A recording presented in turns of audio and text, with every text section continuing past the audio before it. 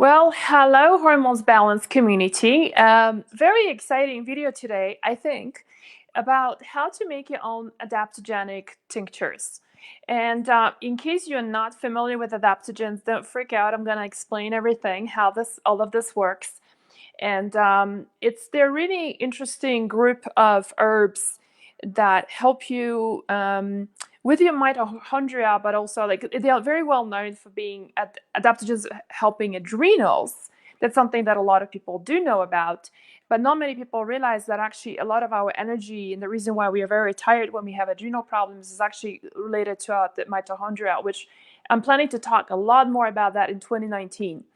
So quite a lot of herbs that you see on the table today, and it might be a little bit overwhelming because I want to go through quite a lot of details of what are the adaptogens and then what are some of the nervines that you can work with. Okay, so stay with me because what you're gonna be learning today is what are the adaptogens, how to pick the right one for you. What are nervines? What's the reason why we should be combining them together? And then we're going to be making a tincture together today. And if you're doing a replay, then it's great because then you can go and buy all the supplies and then come back and then make it with me on the replay. So you're not under any time pressure.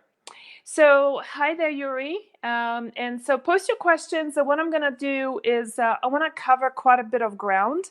We're going to go on for about 30 minutes or so. And then I'm going to about 20 minutes, sorry. And then I'm going to go over to my computer and my lovely assistant, Jeannie.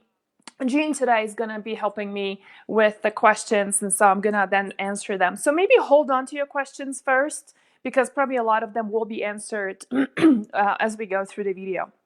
Okay, Jean, is the video okay? Is the sound okay? We had a bit of a sound issue the last time.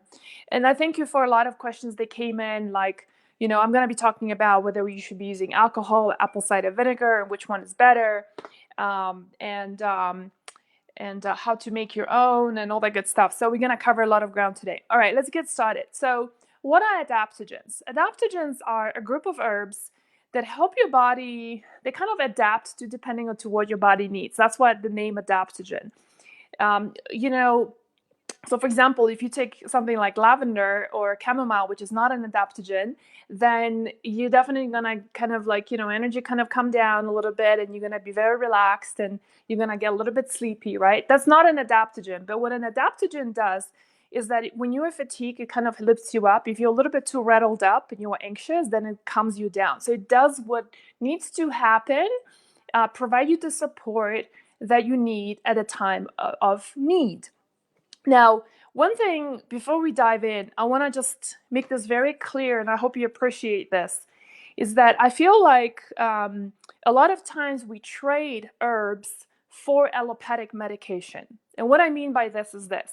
For example, is that somebody says, I don't want to take painkillers anymore because it's allopathic. That's what's called allopathic medicine, right? Because it might be destroying my liver, or it is really bad for my kidneys.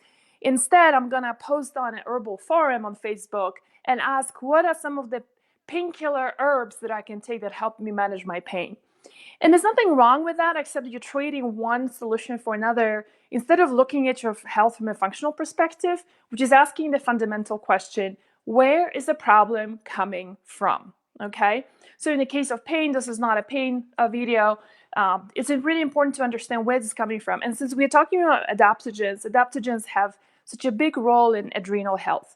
And I cannot tell you how many times, and I'm sure you can relate to this. So tell me if you know what I'm talking about. Like if you belong to a forum, somebody says, so what's the one herb that I can take for energy? Well, the question is, what's causing the lack of energy? Is it because you have a thyroid problem? Is it because you have food sensitivities? Is it because you're highly toxic? Maybe it's the adrenals, And so I think it's really important to realize that what I'm going to be teaching you today is just a really wonderful tool to add in to your set of tools to use. But please do not forget the adrenals get exhausted, not because of the absence of adaptogens, but because we do a lot of things to ourselves, consciously and unconsciously, that have caused the failure of adrenal function. to some degree. Okay, so are you guys familiar with what adrenal, what low and high adrenal issues are? And so, just super quickly, I'm just gonna go over that. So, if you're suffering from adrenal issues, it's typically after a prolonged time of stress, and that stress can be physical. So, like for example, running marathons, right, or overworking physically. It could also be because a lot of times it's emotional, right? So this is like going through a horrendous project at work, being in a really toxic relationship, having financial problems, having a failed business, whatever, that can be causing chemical. I've worked with women before who had adrenal failure due to exposure to chemical compounds that were highly toxic, and over years they developed adrenal failure. So those are the big ones. But when we say emotional, it can be situations we're in, but it could also be the conversations we have with ourselves, lack of love, so more like loathing, self-loathing, self-depreciation, can also be causing adrenal issues. And some of the symptoms that is things like the real classical ones would be when you get off low blood pressure, right? So you get off a sofa or seated position, and you start getting lightheaded. You're like, whoa, right? Craving salt, craving sugar. Salt is a really big one because it brings up the blood pressure, which is another function of the adrenals. So when the adrenals can't do it on their own, then that blood pressure dropping too much, it could be adrenal function problem. It's, other things is like, for example, when you scratch yourself on the belly, that scratch just doesn't go away. It's there for a very long time. Exhaustion, you cannot, that's a classical one, right? You cannot get your day started unless you had like 2 cups of coffee. You suddenly start getting very emotional for no particular reason. You watch a movie you watched before and it was a touching movie, but now you're bawling. Before you were touched, now you're bawling, right?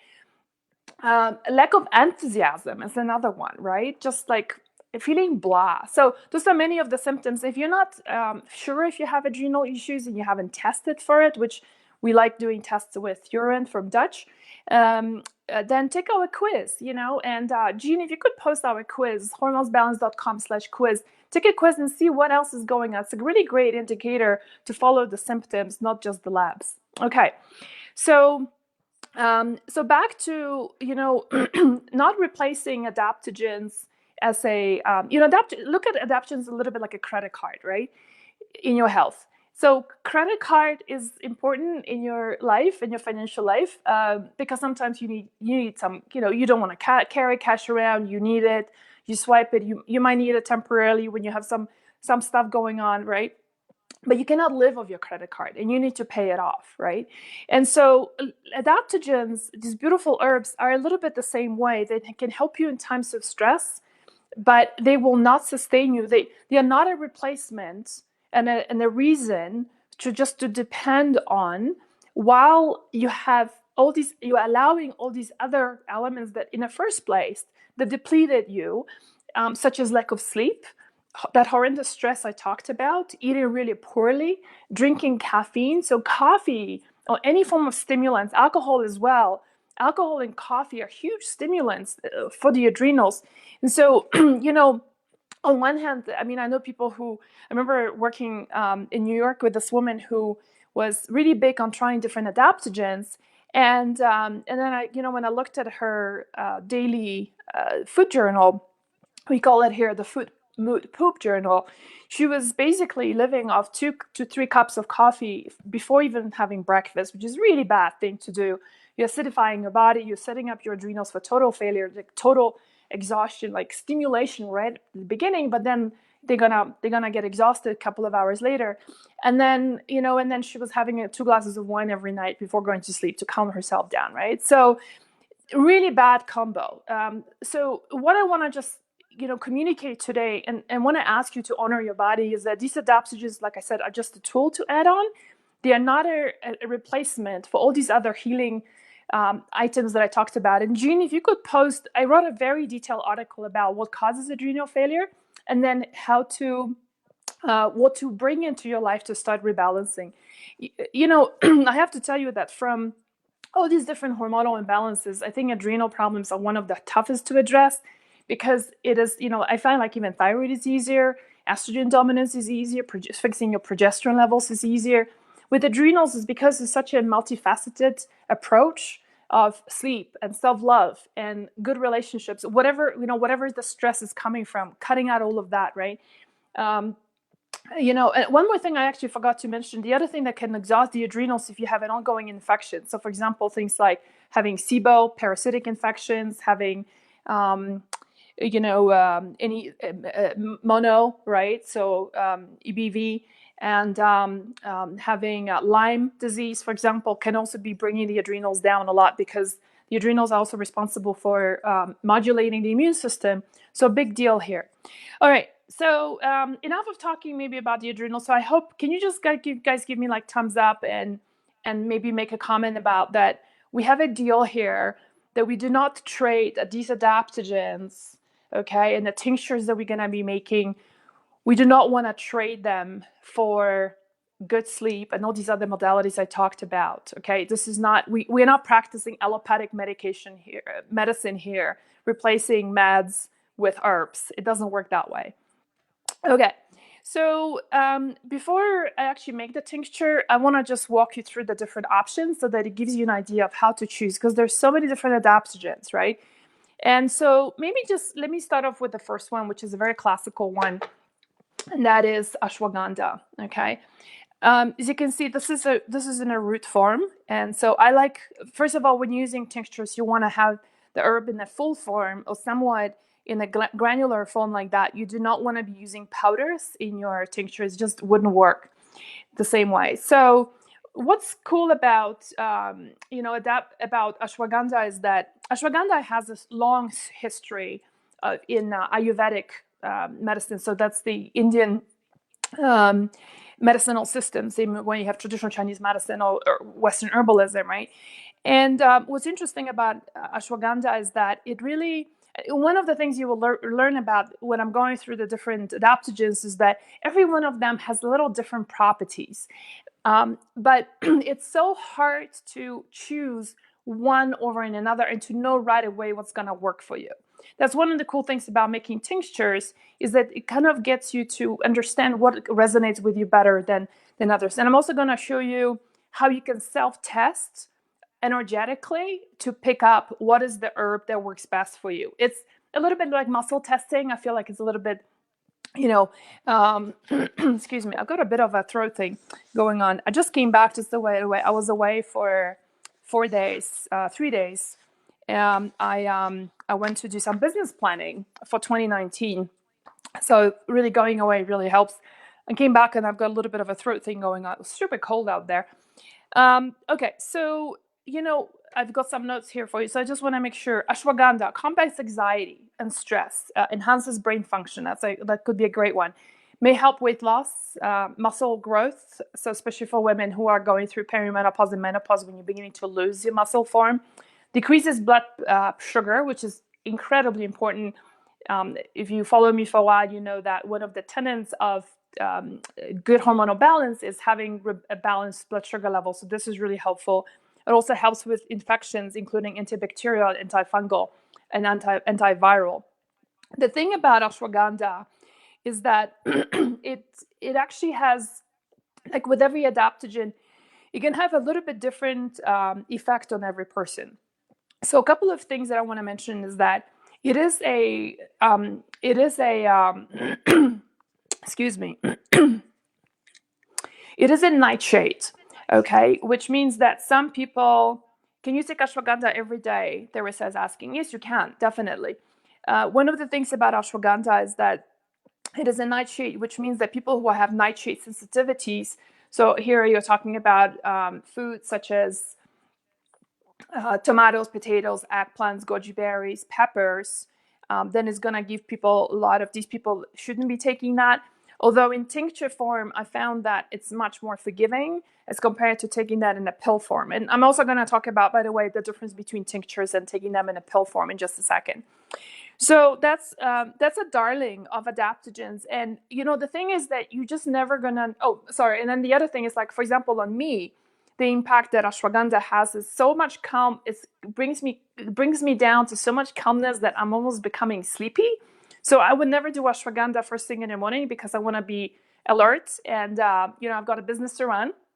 So definitely not a favorite. The thing about what you're going to learn about adaptogens is that three things can happen with adaptogens. It either doesn't affect you at all, meaning it makes no difference. Number two is that it makes you feel worse, or it might make you too relaxed, right, or too sleepy. So then you might take it at night, or it can give you this incredible nurturing pick-me-up effect. And this is not like the kind of caffeinated effect when you're just feeling like all rattled up for some people, or you're having like the sudden energy boost, but then 2 hours later you're like boom, right, kaput, with no energy again, and then gotta have another cup of coffee, and so you go through this vicious cycle. Adaptogens don't work that way. It's a very subtle pick me up. It's almost like a nurturing, like a caring energy. And for those of you who've tried it, I wonder whether, like, what has ashwagandha done for you? Like, does it work for you? Doesn't do anything for you? Now, before you decide that ashwagandha or any other adaptogen doesn't do anything for you, it's really important to remember you got to take them between 4 to 6 weeks. 4 to 6 weeks before you feel any effect. So again, this is a very big departure from allopathic medicine and our mentality when you go, what's the one thing that I can take that tomorrow I want to have this energy, I'm tired of being tired, right? Well, it doesn't work that way with adaptogens. But once they start kicking in, you will feel like this overall, this incredible nice boost, and like something is carrying you, right? You don't have to carry all that weight yourself. So that's about ashwagandha. I'm not going to use it because I'm not actually energetically, I'm not very drawn towards ashwagandha. And one of the things that I'm going to show you halfway as I'm going through the herbs, I'm going to show you how to energetically test. Would you guys be interested in knowing how do you energetically test for whether an adaptogen agrees with you or not? He's taking it. Yeah. So Tracy's saying she's taking it for a year, no results. Yeah. Thank you for sharing, Tracy. And that's very common. So maybe time to move on to other adaptogens. The other one I want to show you is Tulsi, also known as holy basil, and we're using the Tulsi leaf, not the root, the leaf.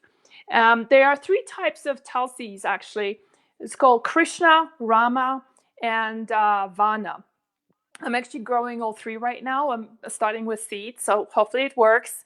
And if you're lucky to live in California or in Hawaii, or I think in Arizona it works as well. If you're in Costa Rica, obviously in India, warmer climates, then Tulsi grows really, really well. It's a really easy plant to grow yourself. So I'm hoping that over spring I will be able to show you my Tulsi. So Tulsi is also known as holy basil. Beautiful. It's like a combination of peppery basil almost. And clearly you can use it as a tea. I drink it a lot as a tea. The thing is about any form of infusions, right? They're wonderful. They're easy to make, right? The thing is that what alcohol is going to draw out in terms of the polysaccharides, so the sugars, this is really where a lot of the medicinal properties lie of all of these herbs. Water cannot get out of them, and so this is the reason why tinctures are such a favorite way of getting good stuff out of herbs in herbal medicine. So let me tell you about Tulsi. It does everything from lowers your stress and anxiety. It's an anti-inflammatory, improves cognitive function, protects the heart. So great for cardiovascular issues, especially women with going into menopause and your estrogen starts dropping. Lowers blood pressure, helps blood balance. Now, when I say blood pressure, it doesn't mean that it's if you have low blood pressure, like the way I have a tendency to, is that doesn't bring it down any lower. It only, because it's an adaptogen, remember that's what we talked about, because it is an adaptogen, what it does for people who do have high blood pressure, it brings it down. But if you have low blood pressure, it doesn't bring it down any lower. It just regulates it to a point that you're normal. It helps with blood sugar balance. So again, really important for the adrenals, and for, one of the things actually also when we talk about food and adrenals is that when you having this, who here experiences, if you want to admit to this, a bit of a sugar drop when you're going into a place of hypoglycemia. And hypoglycemia means that it manifests in the form of when you're feeling hungry, you start getting really jittery, really upset, really unfocused. kind of moody, right? Those are all signs of hypoglycemia. And the bad news about experiencing hypoglycemia is that we exhaust the adrenals, because the adrenals, one of the other functions of adrenals is to rebalance your blood sugar levels. And so not only are they responsible for producing all these different hormones, including cortisol, but now modulating the immune system and controlling your blood sugar level, right, and your blood pressure. So a lot of functions, and you're just exhausting adrenals further by allowing yourself to have hypoglycemia. So I'm not talking about sugar balance today, but if you spend some time on my website, if you have my cookbook, then sugar balance has got a whole big chapter there. Okay, so that's about Tulsi. And also one more thing, it protects the liver, which is one of my favorites. So today I'm actually totally improvising. I'm actually gonna make my own tinctures. And as I'm going through this, I'm kind of like tuning in just to herbs and to decide which ones I'm gonna work with. And I'm very drawn towards Tulsi right now.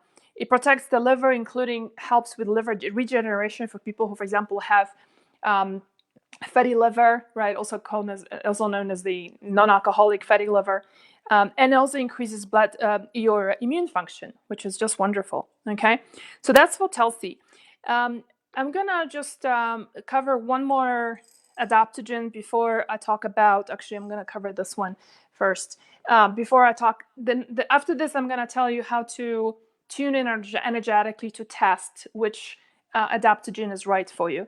I'm just getting that beautiful sun. Do you guys see this? Like how absolutely gorgeous it is today here. I'm back in Boulder, in Colorado, and one of the beautiful things about living out here is that we have 300 days of sunshine. So most likely whenever you see me doing Facebook Lives, you will see me in really good light, although I do have some lights in the kitchen as well. All right, so the one that I want to show you next is a form of a root that originates from, so it's called Eleuthero. And Jean, if you could post the name of it, because I know a lot of people are going to be asking, post it on our Facebook comments.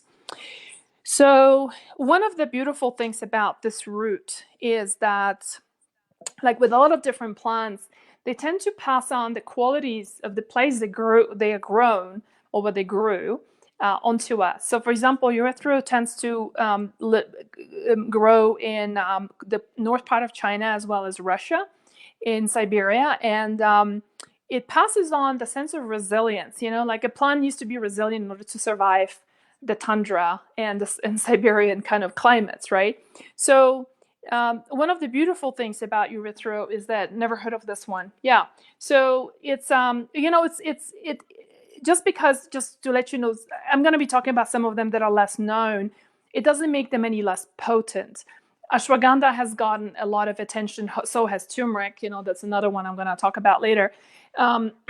Just because, it's like just somebody decided to do a lot of marketing on it. A lot of people, there was some research done, and a lot of supplement companies jumped on it, right? But just because it's a little bit less known, don't dismiss it.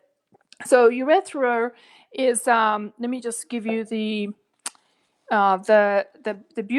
beautiful things about it. By the way, this is also an herb that, before I forget, that Russian Olympic champions, all the Russian Olympians, were given as a way of bringing up their energy and to revitalize them, and really great for when you are training to recovery.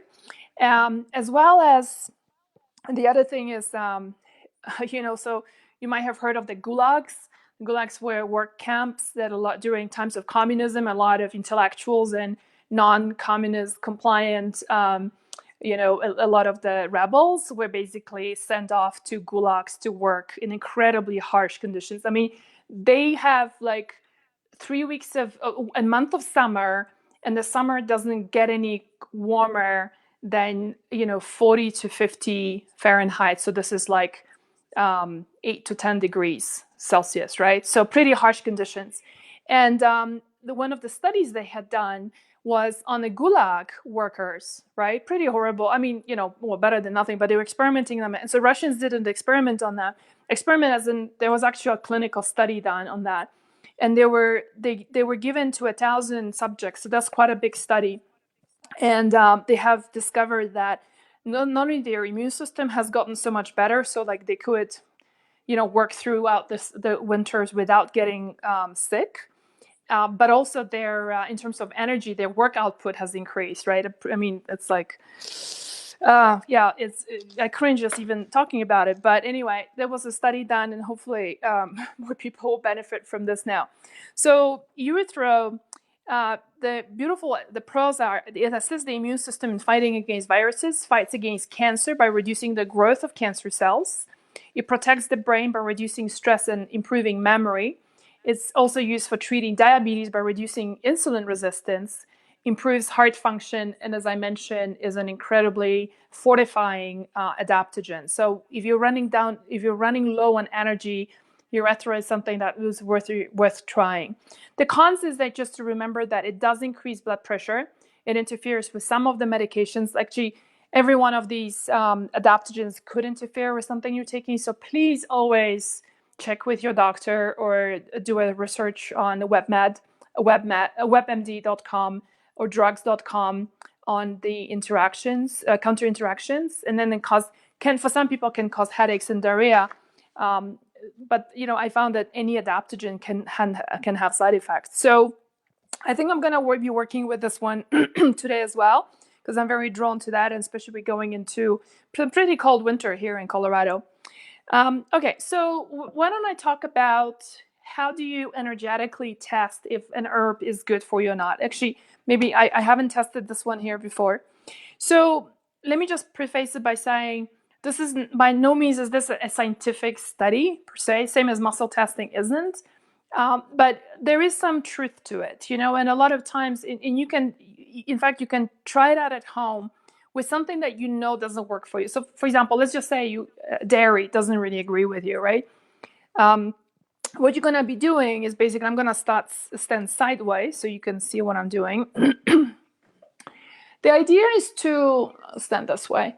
The idea is to take the food you're testing and do basically what we call a standing test. A standing test is about seeing whether your body, when you ask your body, do you love it? Do you love this food? Do you love this herb? Is it going to help me? Right? You get a yes or a no. And we tend to get a yes when the body tends to lean forward.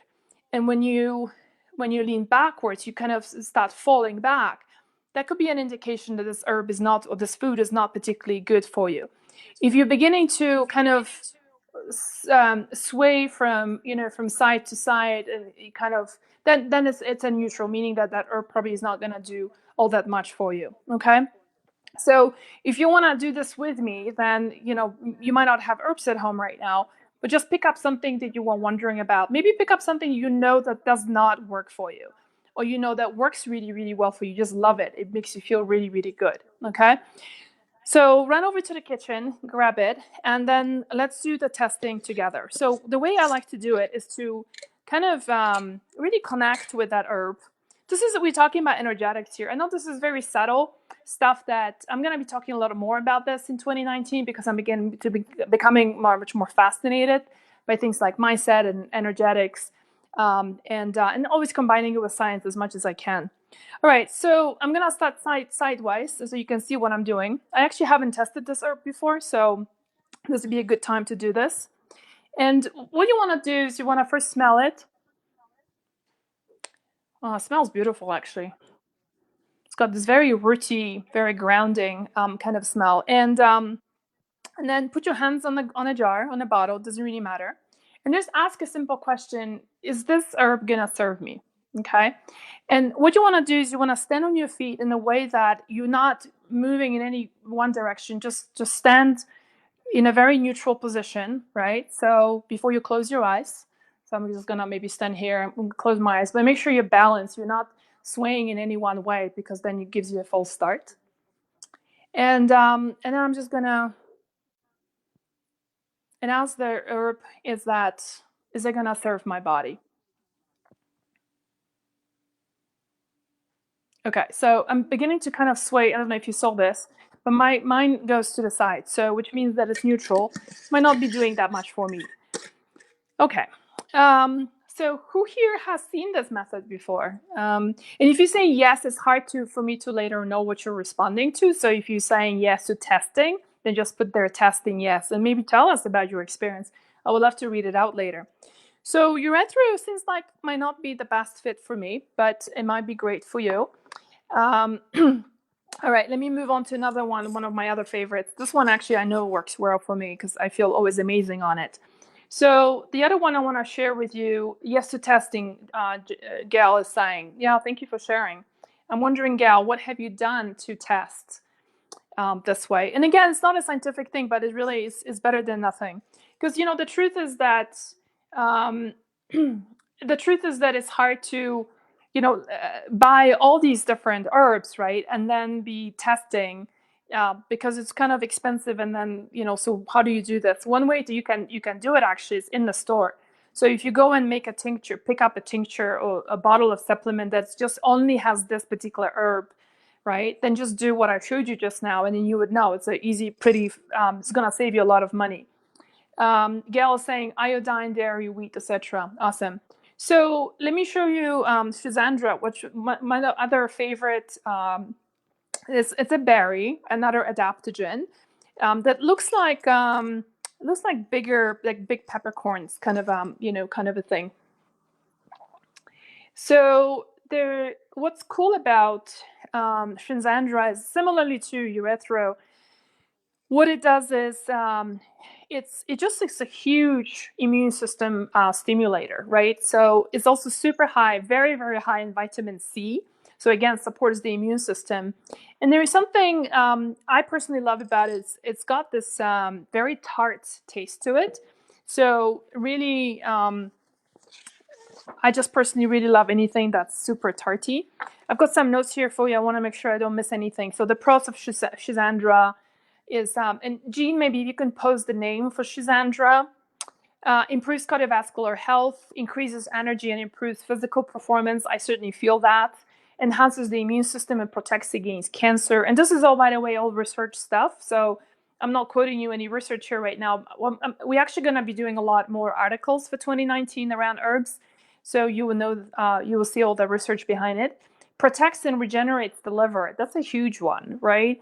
And I think every one of us needs some liver support one way or another. Improves cognitive function, including attention and memory. Okay, who should not be using it for people who are having acid reflux, so GERD, or people suffering from ulcers, and is also contraindicated with epilepsy. And women who are pregnant and lactating should not be taking it. In fact, a lot of the adaptogens should not be taken by pregnant women. So just, and I don't deal with that population. So if you are pregnant, if you're lactating, you need to do your own research. Okay, so Schisandra is one of my favorites. And one of the things you see me, when I'm making a tincture, you see me do is I need to crush it. Okay, because otherwise there's a protective layer on the berry. And so in order to extract the nutrients, we need to kind of crush it a little bit. Let's see, what else do I want to show you today? So we covered urethra. Okay, why don't I just cover super quickly? What's the other one that I have here? Oh yeah, rhodiola. So I will just cover rhodiola, and I want to just quickly tell you about turmeric and then licorice, which is a darling for a lot of people. Not and I want to caution you on a few of them. So rhodiola is another root that is found in East India and in a lot of the Indian continents. It comes generally more from Asia. As you can see, this is, again, I'm using not in a powdered form, but this is in a, it's a root that's been kind of masticated. And here's an interesting thing about rhodiola, same as ashwagandha. It's like one of those that either works for you, it doesn't, right? Like rhodiola doesn't do anything for me. And I remember taking it once for like 3 months, very consistently, just didn't do very much for me. So this is another adaptogen you can try. Believe it or not, turmeric actually is an adaptogen as well. Everybody knows it's a highly anti-inflammatory, but it actually can support your adrenal function as well. A little caution with, and this is where really your intuition or the energetics I talk about can really make a big difference. I have turmeric here because I work a lot with different recipes when we develop recipes, or I test recipes that my team develops. But one of the things about turmeric is that I've personally always had like a little resistance around turmeric. And I didn't like the taste. I didn't like how it makes me feel. I feel like I always felt like turmeric, it just makes me feel kind of kind of yucky, you know, just I wasn't feeling great. And so I never really used it personally a lot because of that resistance. But it was always a part of me that was saying, oh, you know, it's so amazing. There's all this research that shows all these anti-cancer properties and anti-inflammatory and da da da da. And then I had my 23andMe done, which is the genetic testing, and had it interpreted in various ways, different platforms. And one of the things that I've learned is actually I don't have an enzyme. I don't produce an enzyme that is necessary for breaking down turmeric. And so that kind of explains why I never felt really great about it. And you know, but intuitively, I always felt it. And so that's what I'm saying. Tune into your intuition. It can tell you a lot more than you think it can. And the last one I want to talk about today is licorice for adaptogens, because I'm still having want to cover the other site, which is the Nervines. Okay, and the Nervines are really, really beautiful to couple them up together with the adaptogens. So just hang in there with me.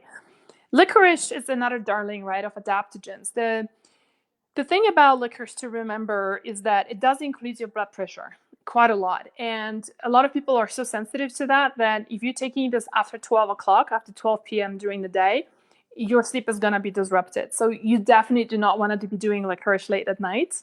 That's one big thing. The other thing is that I found that licorice is more beneficial for people who are having really low adrenal function, meaning like if you had it tested with your cortisol levels, it's like a flat curve, it can really support beautifully. But for people who are having high and low adrenals at the same time, so we call it a stage 2, which by the way is completely possible to have low and high adrenals. We get occasional emails saying your quiz sucks, like this doesn't give me the right information. It's showing me that I've got high and low cortisol at the same time, or high and low estrogens at the same time. And yes, it's absolutely possible. And so the reason why, like with adrenals, is possible is because you can be having, for example, low adrenals in the morning, and that's why you're very tired. You need 2 cups of coffee, but then you might need at night. You might be so ramped up, so wired, get tired, and you can't go back to sleep, or you can't go to sleep at all. And that's where the adrenals are. There's too much cortisol being pumped out by the adrenals, so you can experience both at the same time. What I have found with licorice, and generally the consensus is that to use it when you have really exhausted adrenals, not when you have your phase 2, when you're high and low at the same time. And again, you know, if you're energetically really drawn towards licorice, why not use it? I think it's perfectly fine. So that's I've got one more I forgot to call up, but I think just for the sake of time, I'm just going to move on to the other side, and that's the Nervines. I'm not going to go into too much details, every one of them, but basically just to give you an example. Well, first of all, like, why do we want to pair them up? And this is the reason why I said this is a 3-ingredient adaptogen tinctures we're going to be making, is because the first ingredient is one of the adaptogens, the second one is one of the Nervines, and the third one is the extracting mechanism, which is a substance, which in my case is going to be alcohol. Here I'm using rum, but it can also be apple cider vinegar. I'll talk about the benefits, the pros and cons in each in a second. So the reason why we want to do Nervines is because the Nervines is because they really to help to calm down the nervous system. A lot of times why we end up having to need adaptogens because our adrenals are so exhausted, right? And that doesn't happen for no reason. It comes from a lot of times because our nervous system is so ramped up. We're stressed out about whatever is it that's going on, right? And so Nervines are just a wonderful way of calming down the nervous system. So they don't directly work on the adrenals, right? But they calm down the nervous system. And as the nervous system is calmed down, then the adrenals get a lot more support from the adaptogens. I hope that makes sense. So a few Nervines to consider. One of the classical ones would be your chamomile. Okay, and I'm always using organic herbs. The second one would be lavender, beautiful French lavender that I've got here. I wouldn't use lavender during the day. If I'm using a tonic, if I'm using a tincture, then I'll use an adaptogen. You can, by the way, you can develop an adaptogenic tincture for the night and then one for the beginning of the day. Another one I have here for you is passion flower, but that can be, again, that can put you to sleep quite easily. And then lemon balm. So lemon balm is my definite favorite in terms of it's not going to put you to sleep. It just really helps your nerves to calm down your nerves without the sedative effect.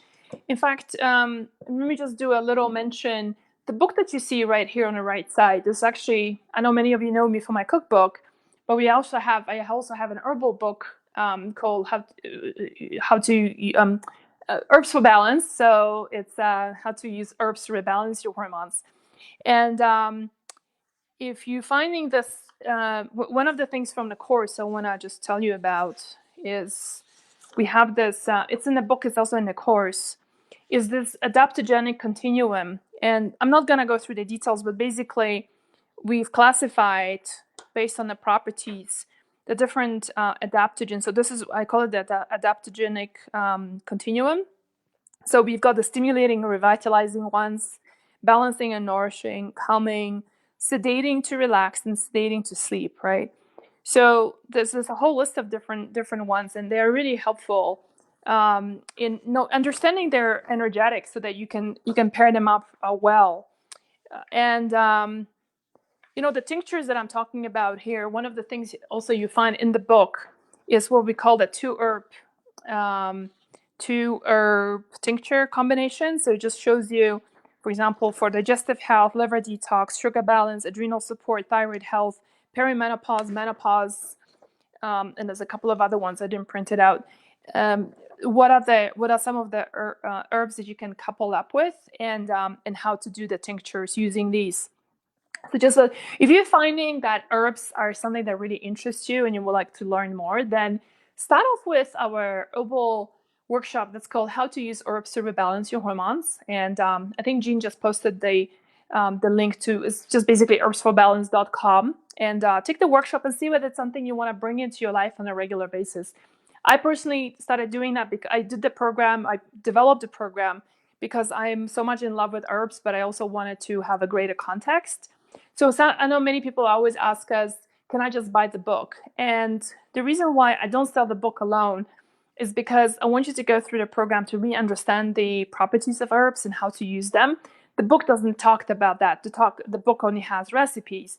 And to understand, the way I'm going through every one of these herbs and explaining it to you, it gives you an idea of what might not be right for you, right? It's the same thing. I feel like it's really important to have the education of the herbs you're using. Herbs are powerful, compounds. They are powerful allies, or they can be, they can kind of throw us off a little bit if they don't agree with you. And so I think it's really important to understand that before you dive into making recipes. This is the reason why I don't sell the book alone. All right, so are we ready to make some tinctures here together? So basically, it's gonna be tinctures are really super simple. It's if you're using fresh herbs, right, then it's 1-to-1 with the carrying alcohol or apple cider vinegar.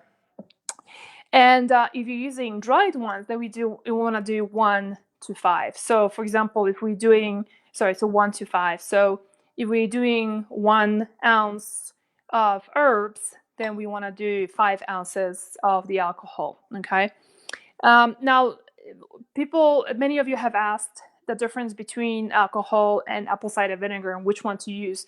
It's a great question. So apple cider vinegar, what we know today is that it can, first of all, both can be used. Okay, so if you're dealing with somebody who's an former alcoholic, current alcoholic, or you're dealing with children, you probably don't want to be using alcohol, then apple cider vinegar is a great option.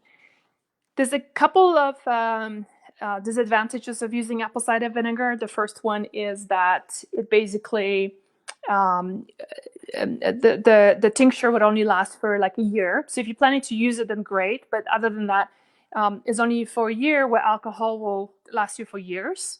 The second thing is that we know today the apple cider vinegar doesn't extract the medicinal compounds, the polysaccharides that I talked about, as effective as alcohol does. It still does, but it's not going to be as much. Okay, so but if somebody is dealing, like I said, with being a former alcoholic or is doing you just don't want to do alcohol, then I completely understand that this is better than nothing, right?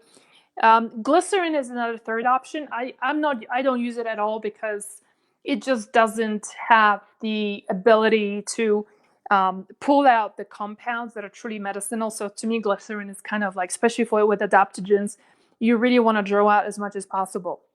All right. So for the purpose of this demo, I'm going to be using alcohol, and I'm using really anything from vodka, brandy. Brandy is actually a nice one. I ran out of all of those. I only had Jamaican rum left in my closet, in my cabinet. So let's use that. So the reason why we have to use weights and not like measuring cups is because 1 pound, for example, 1 pound of turmeric is going to be very different amount than 1 pound of, let's say, of something leafy, like our Eleuthero, right? So that's the reason why we do it. We have to use, you're going to have a scale. So that's basically, what you do is you put the measuring device on it, turn it on, and I'm using, it doesn't matter whether it's ounces or grams, whatever country you're in, the idea is 1 to 5, okay? So I'm gonna make two kinds of tinctures. One is for the night, and one is gonna be for the day, okay? So as you saw me doing earlier, the urethra didn't really do very much for me. So what I'm gonna do is I'm gonna test the Gotu Kola, and see how that does for me. So inhaling, and just asking a question, is it going to help me? Yeah. So I mean, definitely it's okay, let me rebalance one more time. You definitely want to be balanced. So you're not moving in any one direction. Closing the eyes helps. Is it going to help me? Yeah.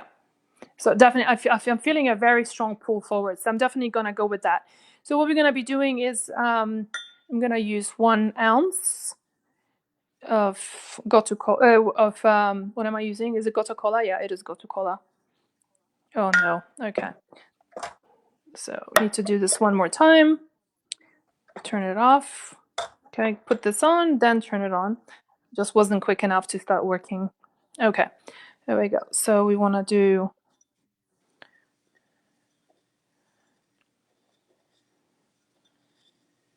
Okay, so that's exactly 1 ounce. And if you do not have a scale at home, then just look at the amount that I'm using here. Okay, so it gives you an idea of how much would that be if you're using something leafy. Okay, and then just basically we're gonna put that into our jar. So just 4 to 6 weeks is the time that we want to use it for. So this is my adaptogen. Now what I'm gonna do next is I'm gonna use a something for the Nervine that I talked about, right? So the Nervine of choice that I'm gonna go with, because it's not a sedative. It just calms things down, but it doesn't make me sleepy. So I'm gonna use I'm gonna improvise here a little bit. I'm gonna use half an ounce. Okay. Okay, so that's exactly, as you can see, this is almost the same amount, but it's so much lighter. Lemon balm, so much lighter than Gotu Kola. So I end up having almost the same amount, even though it's half the weight. So this is half an ounce. Okay, we're gonna pour that in here. I don't even know whether I'm gonna have enough space for this because I'm totally improvising today. And what we're gonna do next is, so I've got 1.5 ounces here, right? So if we do 1.5 ounces times 5, that will be 6 ounces, right? Is that correct? Dean, can you do the math for me? So 1.5 ounces times 5, no, that's more than that. It's 7.5 ounces, okay? So 7.5 ounces of alcohol. I'm gonna use another jar to turn this off.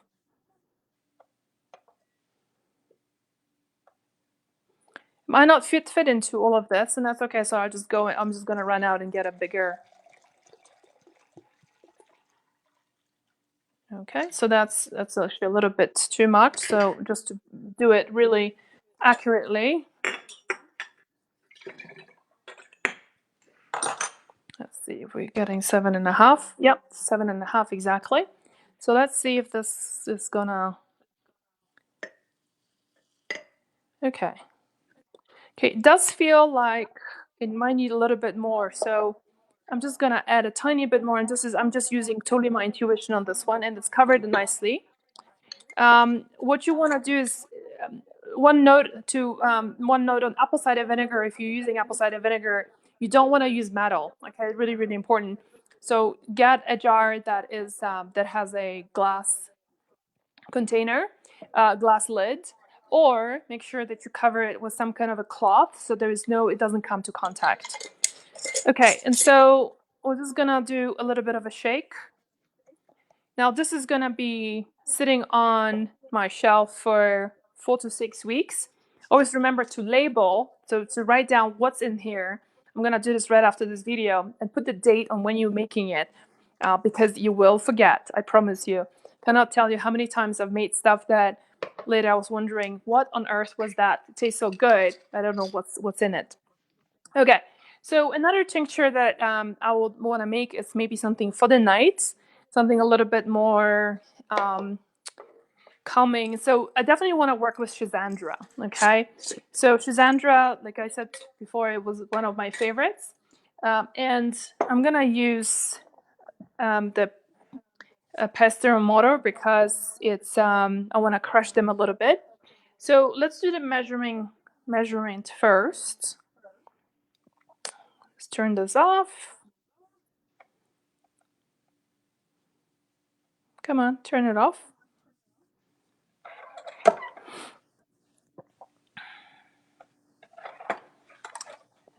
My scale is not cooperating today very well. Okay, so I'm gonna do just the very basic thing, and that is, oh, there we go. Works again. Sometimes all you have to do is just move the batteries around, and then it goes back to being good again. All right, gonna turn it off, put this in, turn it back on. Okay, so so I'm just gonna do, I think I'm just gonna do, yeah, I'm gonna do an ounce of Schisandra berries. So in case you're coming late, this is an incredible booster for your immune system, very high in vitamin C, used extensively in Russia. And what I'm gonna then do is do a little bit of crushing with my, it doesn't have to be, it's just crushing. It doesn't mean that it's, you're powdering it by any means. No, it's just basically to, and then you end up having it all around your kitchen, and that's perfectly fine.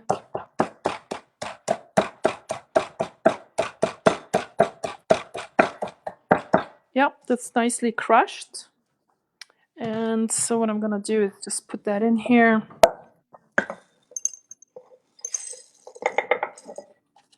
Okay, that was an ounce of our berries. And this is Schisandra berry. And then for Nervine, since I'm making this a sort of more of a calming one, I'm gonna do lavender. What do you think? What do you drink that herb mixing after 4 to 6 weeks? Do you drink that? Yeah. So I'll talk about this in a second. It's a question: what do you do with this, right? So for those of you who saw me making tinctures with my friend Summerbach, then you would know what to do with it. So let me explain that in just a second. So the next thing I'm gonna do is I'm gonna add just maybe a quarter of an ounce of lavender. Lavender is a pretty strong flavor, so I don't want to taste like, soap. Drinking soap at night. Okay, so it's quarter of an ounce. So 1.25, 1.25, and I'm gonna do super quick math here because I'm just blanking out. When I'm doing live videos, my math is not particularly the strongest here. So okay, so I'm doing 1.25 and then multiply it by 5. So it's basically 6.25 ounces of alcohol. Okay, so take this off, turn it off, and we're gonna be then adding 6.25 ounces of alcohol. 6. There we go. Okay, perfect. All right, so just give it a little bit of a stir. Again, put a label on it, what's in it, and let it sit there for 4 to 6 weeks. Now, what's going to happen after 4 to 6 weeks is that you're going to be straining it. Okay, so use a strainer and then use a funnel and a simple strainer, which you can either use a cloth like this or just a regular little strainer, and then you're straining it into these little glasses. Sorry, I didn't get that ready for today, but basically these little glasses. You're not gonna a lot of the alcohol is gonna go into the herb. So you definitely, one of the reasons why I like to use a cloth like that is because you can really squeeze out everything out of the plant matter right into your tincture, so nothing goes to waste. And so then you basically put that in a little dark container, and so like with a little driplet, right? And then take that 30 to 40 drops a day. So that's basically 2 times a day. That's the medicinal value of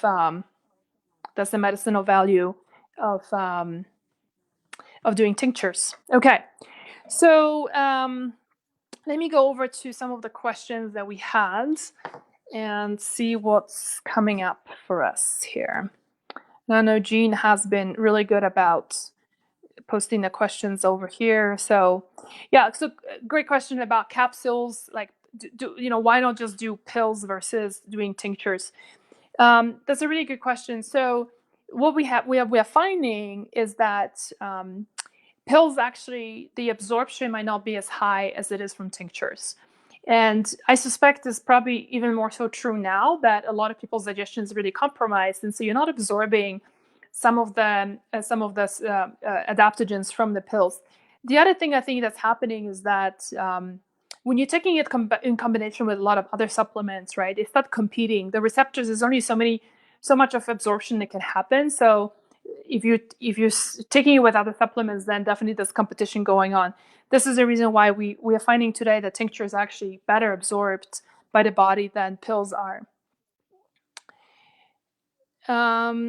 Somebody's asking if I'm sensitive to ashwagandha, what could be a replacement? So you can really try any of the other adaptogenic herbs that I covered. If you're coming late, then just wait for the transmission to finish and then watch it from the beginning.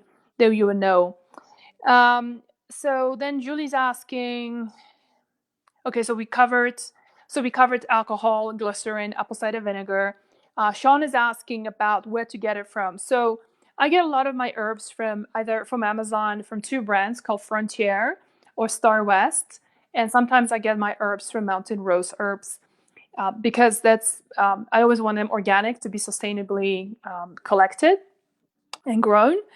And just to let you know, in 2019, we're most likely going to be doing our own herbs as well with my own branding on it. And because I really want to know where they came from and want to have the certificates of testing and stuff like that for toxicity for, compounds that are found in pesticides and stuff like that, just to make sure that they are as clean as I would hope they would be. Okay. Oh my gosh, I've gone so much longer than expected. But anyway, I hope you have found this video helpful. And who here is going to be trying tinctures? Is this something that you're going to be drawn towards? I think, doing a supplement and a pill is always super easy, and just to kind of like get this first trial of what works, what doesn't. But then after that, I think it's there's also, I also feel like when you make your own adaptogens, you're putting a lot more intentions into making them. And, I'm a strong believer that when the intentions you put out is the healing that you get back, right? So I think that's another thing where pills is something that I find a lot of times mindlessly we do that. But you know what? I was traveling just recently and I ran out of my tinctures. And so I ended up just taking our supplement called Adrenal TLC at night, and that was helpful. So I think there's time and place for everything. And for those of you who are thinking of, like I said, incorporating more herbs into your life, then head over to herbsforbalance.com, take the workshop, learn some other new things about herbs and how to use them to rebalance your hormones, and see whether the full program is perhaps for you or not. All right, everybody have a beautiful weekend. Make something special for yourself this weekend, or maybe going into holiday period. I find that making also using herbs, making presents and gifts for family and friends, it's just such a wonderful touch of just a personal touch and beautiful intentions that you can put in to instead of just mindlessly going and getting a gift from somewhere. All right, everybody, thanks so much for being here with me today, and I hope that I know there's some questions coming in. What I'm gonna do is I will jump on later after the transmission is over, and I'll answer them there. Okay. All right, everybody.